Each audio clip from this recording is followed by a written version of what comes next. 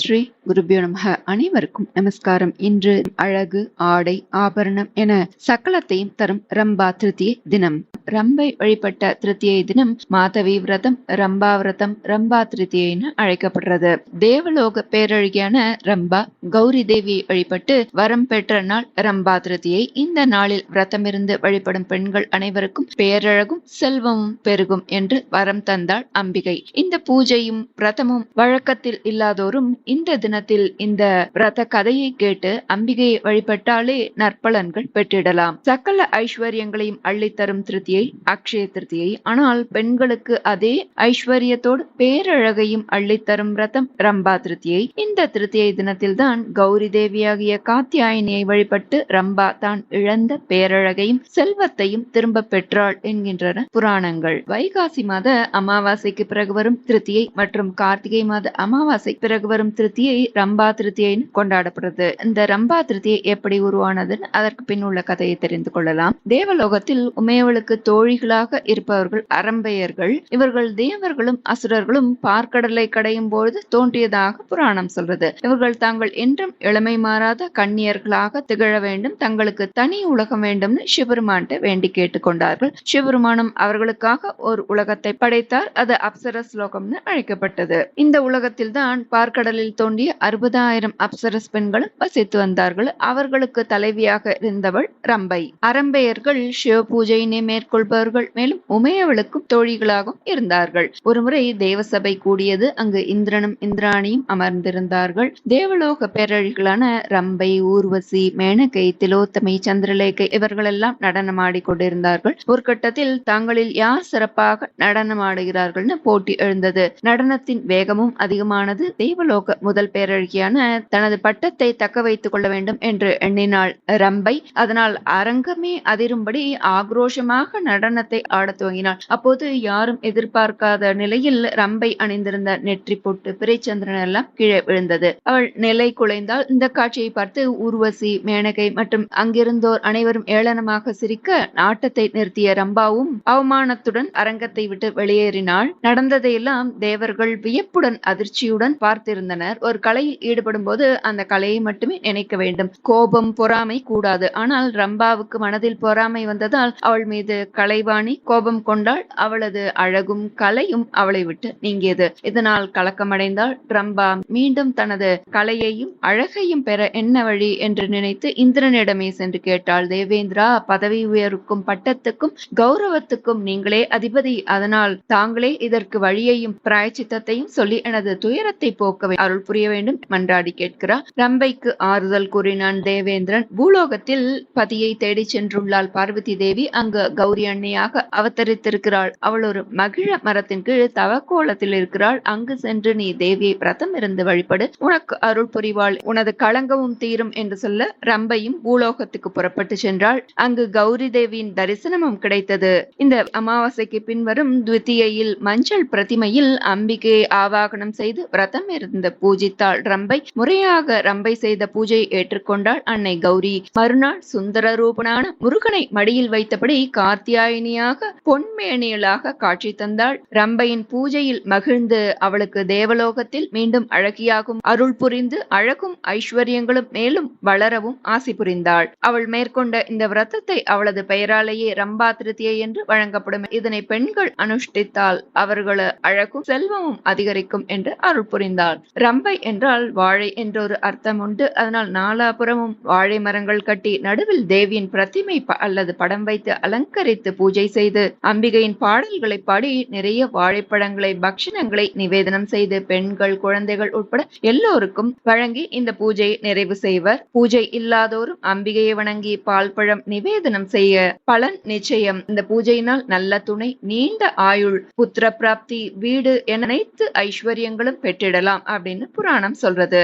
இப்படி அரம்பையர்கள் வழிபட்ட சில திருத்தலங்கள். திருப்பைஞ்சீலி என்ற திருத்தலத்துல பார்வதி சிவபெருமானை வழிபட வந்த போது அரம்பையர்கள் வாழை மரங்களாக மாறி நிழல் தந்து அவர்களது அருளை பெற்றதாகவும், வாரணாசியில் மேனகையும் திருக்கழுக்குன்றத்தில் திலோத்தமியும் சிவபெருமானை வழிபாடு செய்து அருள் பெற்றதாக புராணம் சொல்றது.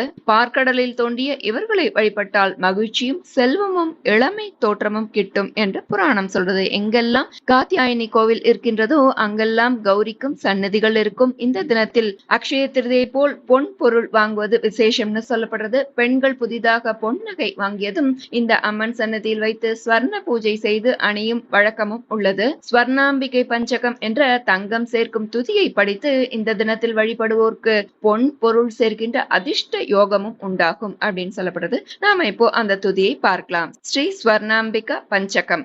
ஓம் ஆர்யா ஸ்வர்ணாம்பிகா மாதா விருத்ராரி மஹிதா சுபா காலே விருஷ்டி பிரதானேன லோகக்ஷேமம் கரோது சா பாதாரவிந்தயோ காந்த்யா மணிநூபுர சிஞ்சிதைஹி ஸ்வர்ணாம்பிகா கரோத்வஸ்மான் லாஸ்யேனானந்ததுந்திலான் ஸ்துத்யா பிரம்மாதிபிஹ் தேவி ஸ்ரீவித்யா சர்வமங்களா अंगारकाक्षेत्रवासा स्वर्णाम्बा पातु नः सदा स्वर्णाम्बिका जगन्माता अगस्त्येश्वरमनः प्रिया कटाक्षयतु नः सर्वां योगक्षेमदुरन्तरा कुम्भजेनार्चिता नित्यं मन्दहासनमामके स्वर्णाम्बिका तमस्वान्ते द्राजपाकुरुतात् शिवा. அடுத்து இந்த நாளில் சொல்ல வேண்டிய திருமண பேரு தரும் காத்யாயனி மந்திரம். காத்யாயனி மகாமாயே மகாயோகின்யதீஸ்வரி நந்தகோபசுதம் தேவி பதிம் மே குருதே நமः. காத்யாயனி மகாமாயே மகாயோகின்யதீஸ்வரி நந்தகோபசுதம் தேவி பதிம் மே குருதே நமः. இதை இந்த தினத்தில் சொல்வதால் திருமண வரம் கைகூடும், குடும்பத்தில் அன்பும் அந்யோன்யமும் நிறைந்திருக்கும். கௌரியே உனக்கு நமஸ்காரம், கந்தனின் தாயே உனக்கு நமஸ்காரம், காளினி நீயே நமஸ்காரம், பொன்னை தருவாய் நமஸ்காரம், பொலிவையும் அருள்வாய் நமஸ்காரம், பூஜைகள் ஏற்பாய் நமஸ்காரம், ஜெய ஜெய தேவி ஜெய சக்தி ஜெயம் என்று பாடி மகிழ்ந்திரு. இந்த தினத்திலே கதலி கௌரி விரதம் அனுஷ்டிக்கப்பட்டது. வைகாசி மாத அமாவாசைக்கு பின் வரும் சதுர்த்தி கதலி கௌரி விரதம் அப்படின்னு சொல்லப்படுது. திருமணமாகாத கன்னி பெண்கள் இந்த விரதம் இருப்பது மிக நல்லது. திருமணமான பெண்கள் தங்கள் கணவருடன் சேர்ந்து தம்பதிகளாக இந்த பூஜை செய்யலாம். கதலி விருட்சம் எனும் வாழை மரத்தடியில் அல்லது வாழை இலையின் மீது சிவனுடன் கூடிய அம்பாளை கௌரி என்று ஆவாகனம் செய்து சிவப்பு பூக்களால் அர்ச்சனை செய்து பூஜை செய்ய வேண்டும். பூஜையில் 100க்கும் குறையாமல் வாழைப்பழங்கள் வைத்து நிவேதனம் செய்து அவற்றை அன்றைய தினம் அல்லது மறுநாள் கௌரி என்னும் 8 வயதுக்குள்ள பெண் குழந்தைகளுக்கு தந்து சாப்பிட செய்ய வேண்டும். இதை அனைவருக்கும் விநியோகித்து பூஜையை நிறைவு செய்யலாம். இதனால் களத்திர தோஷம் மற்றும் வேறு ஏதும் தோஷங்களால் திருமண தடை இருப்பின் இந்த விரதத்தை அனுஷ்டிப்பதால் அவையெல்லாம் நீங்கும். கணவன் மனைவிக்குள் கருத்து வேறுபாடு, ஒற்றுமையின்மை போன்ற தோஷங்கள் இருந்தால் விலகும். திருமணம், குழந்தை செல்வம், குடும்பத்தில் ஒற்றுமை போன்ற நன்மைகள் கிட்டும் பவிஷ்யோத்திர புராணம் சொல்றது. வழக்கம் இல்லாதோரும் இந்த தினத்தில் சிவன் பார்வதி படத்திற்கு பூ போட்டு வணங்கி பழம் நைவேத்தியம் செய்து அனுசரிக்க நற்பலன்கள் கிட்டும். இந்த எளிய மந்திரத்தை சொல்லலாம். மங்களே மங்களாதாரி மாங்கல்யே மங்களப்பிரதே மங்களார்த்தம் மங்களேஷி மாங்கல்யம் தேகிமே சதா. மங்களே மங்களாதாரே மாங்கல்யே மங்களப்பிரதே மங்களார்த்தம் மங்களேஷி மாங்கல்யம் தேகிமே சதா. ஓம் சர்வமங்கள மாங்கல்யே சிவே சர்வார்த்த சாதிகே சரண்யே திரையம்பகே கௌரி நாராயணி நமோஸ்துதே. ஓம் சர்வமங்கள மாங்கல்யே சிவே சர்வார்த்த சாதிகே சரண்யே திரையம்பகே கௌரி நாராயணி நமோஸ்துதே. செல்வம் பெருகவும் கடன் தொல்லை தீரவும் உதவும் வகையில் அகத்திய மாமுனி திருமகள் துதி ஒன்றை எழுதியிருக்கிறார். இதை படித்து கடன் தொல்லை தீர்ந்தவர்களும் செல்வச் செழிப்புடன் வாழ்பவர்களும் ஏராளம். அனைவரது இல்லத்திலும் அனைத்து செல்வங்களும் அனைத்து பெறுதற்குரிய பேறுகளும் பெற்று வாழ்ந்திட வேண்டி சித்தர்கள், மகான்கள், ரிஷிகளிடம் நமது பிரார்த்தனையை சமர்ப்பித்து பாடலை நாம் இந்த தினத்தில் சொல்லலாம். அகத்திய மாமுனி அருளிய திருமகள் துதி.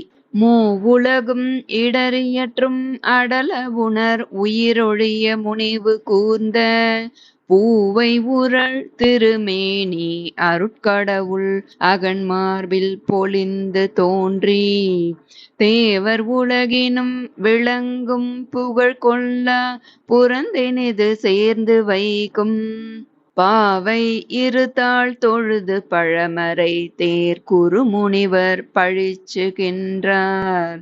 கொழுதி இசை அழிமுரலும் தாமரையன் பொகுட்டிலுரை கொள்கை போல மழையுறழும் திருமேனி மணிவண்ணன் இதயமலர் வைகுமானே. முழுதுலகும் இனிதீன்ற அருட்கொம்பே கரகமலம் முகிழ்ந்த நாளும் கழிபெருங்காதலில் தொழுவோர் வினை தீர அருள் கொழிக்கும் கமலக் கண்ணாய். கமலை திரு மருமார்பன் மனை கிழத்தி செழுங்கமலக் கையாய் செய்ய விமலை பசுங்கழை குழைக்கும் வேணிலான் தனையீன்ற விந்தை தூய அமுத கும்ப மலர்கரத்தாய் பார்க்கடலுள் அவதரித்தோய் அன்பர் நெஞ்ச திமிரகன்றிட ஒளிரும் செஞ்சுடரே என வணக்கம் செய்வான் மன்னோ. மடற்கமல நரும் பொருட்டில் அரசிருக்கும் செந்துவர் வாய்மையிலே மற்றுன் கடை கண்ணருள் படைத்தன்றோ மணிவண்ணன் உலகமெலாம் காவல் பூண்டான். அடைத்தனன் நான்முகக் கிழவன் பசுங்குழவி மதிபுனைந்த பரமன் தானும் துடைத்தனன் நின் பெருங்கீர்த்தி எம்மனோரால எடுத்துச் சொல்லப் பாற்றோ. மல்லல் நெடும் புவியனைத்தும் பொது நீக்கித் தனிப்புறக்கு மன்னர் தாமும் கல்வியினில் பேரறிவில் கட்டழகில் நிகரில்லா காட்சியோடும் வெல்படையில் பகை துறந்து வெஞ்சமரில் வாகை புனை வீரர் தாமும் அல்லி மலர் பொகுட்டுரையும் அணியிழை நின் அருள் நோக்கம் அடைந்துளாரே.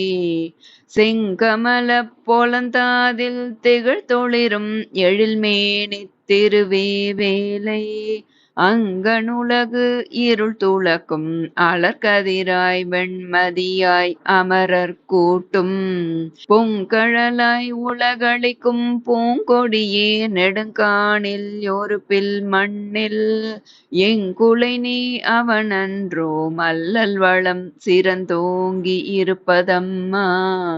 எங்குலை நீ அவனன்றோ மல்லல் வளம் சிறந்தோங்கி இருப்பதம்மா. மல்லல் வளம் சிறந்தோங்கி இருப்பதம்மா. அனைவரும் இந்த தினத்தில் இந்த மந்திரங்களை சொல்லி அம்பாளை வழிபட்டு அவரவர் பிரார்த்தனைகள் கைகூட பெறுவோம். நல்லதே நடக்கும். நமஸ்காரம்.